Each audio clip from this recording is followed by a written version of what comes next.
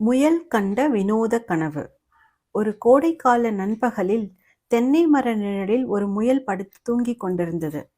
புதிதாக பல முள்ளங்கிகளை அது தின்றிருந்தது. வயிறு நிரம்ப உண்டு ஆழ்ந்த தூக்கத்தில் குரட்டை விட்டு அது தூங்கிய பொழுது உலகமே உடைந்து தூள் தூளாவதாக அந்த முயல் வினோதமான ஒரு கனவு கண்டது. அதே நேரத்தில் ஒரு காய்ந்த தேங்காய் முயலுக்கு வெகு அருகில் பெரிய ஓசையோடு மரத்திலிருந்து விழுந்தது. தூக்கி வாரி போட்டவாறு திடுக்கிட்டு எழுந்தது முயல். கனவில் கண்ட மாதிரி உலகம் உடையும் சத்தம் கேட்கிறது என்று நினைத்தது. உலகம் அழியப் போகிறது என்று பயந்து பெரிய குரலெடுத்து கத்தியவாறே அங்கிருந்து பாய்ந்து ஓடியது. அருகில் புல்லை தின்று கொண்டிருந்த ஒரு மான் கூட்டம் இந்த சத்தத்தை கேட்டு பயந்து நடுங்கி முயலின் பின்னால் ஓடியது. முயல் கூடவே அவையும் உதவி உதவி உலகம் அழியப் போகிறது என்று அலறிக்கொண்டே ஓட ஆரம்பித்தன.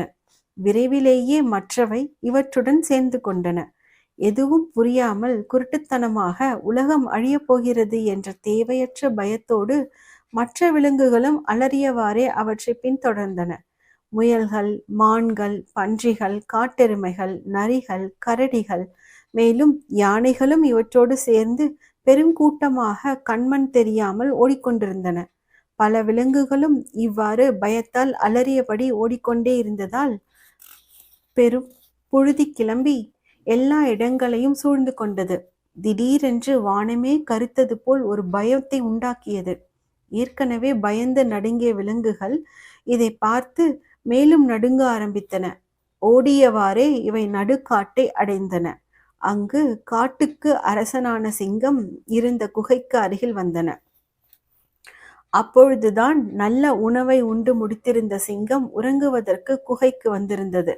அலறியவாறு ஓடி வந்து கொண்டிருந்த விலங்குகளின் சத்தம் சிங்கத்திற்கு பெரும் எரிச்சலை கொடுத்தது. தூங்கும்போது இடையூறு ஏற்பட்டால் சிங்கத்திற்கு கோபம் வரும். கோபத்தோடு குகைக்கு வெளியில் வந்து கம்பீரமாக கர்ஜனை செய்தது. சிங்கத்தின் பெரிய கர்ஜனையை கேட்டு பயந்த விலங்குகள் தங்களின் அலறலையும் ஓட்டத்தையும் நிறுத்தின. கோபமாக மறுமுறையும் கர்ஜனை செய்த சிங்கம், இந்த அலறலுக்கும் கத்தலுக்கும் என்ன பொருள்? எல்லோருமாக ஒன்று சேர்ந்து எங்கு ஓடிக்கொண்டிருக்கிறீர்கள்? உங்கள் எல்லோருக்கும் பைத்தியம் பிடித்து விட்டதா என்ன என்று சினத்தோடு கேட்டது. ஒரு யானை முன்னால் வந்து உலகம் அழியப் போகிறது என்றது. மறுமுறை கர்ஜித்த பிறகு சிங்கம், என்ன முட்டாள்தனம், யார் இதை சொன்னது என்று கோபமாக கேட்டது.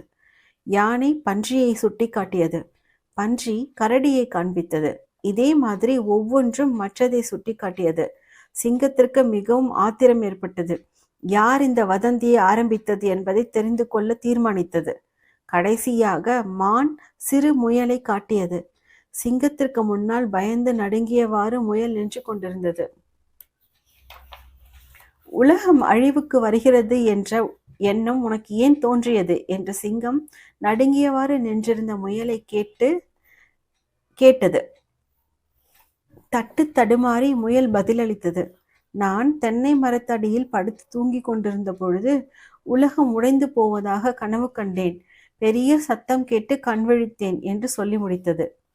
இப்பொழுது சிங்கத்திற்கு எல்லாமே தெளிவாக புரிந்தது. எல்லா விலங்குகளையும் முயல் தூங்கிய இடத்திற்கு சிங்கம் அழைத்து கொண்டு சென்றது. அந்த இடத்திற்கு அருகில் ஒரு பெரிய காய்ந்த தேங்காய் கிடந்தது. இந்த அறிவில்லாத முயல் தேங்காய் விழுந்த சத்தம் கேட்டு பயந்து போனது. தான் கண்ட கனவில் அடிப்படையில் ஒரு வதந்தியை கிளப்பி விட்டிருக்கிறது. நீங்கள் எல்லோரும் அதை நம்பிவிட்டீர்கள். இப்பொழுதாவது நீங்கள் வதந்தியை நம்பக்கூடாது என்ற தீர்மானத்திற்கு வர வேண்டும் என்று கம்பீரமான குரலில் சிங்கம் முழங்கியது. எல்லா விலங்குகளும் தங்களது மூடச் செயலை எண்ணி அவமானமடைந்தன. இனிமேலும் எதையும் ஆராயாமல் குருட்டுத்தனமாக நம்புவதில்லை என்று முடிவெடுத்தன. வதந்தியை நம்பக்கூடாது, செய்தியை ஆராய்ந்து அறிந்த பிறகே ஏற்க வேண்டும்.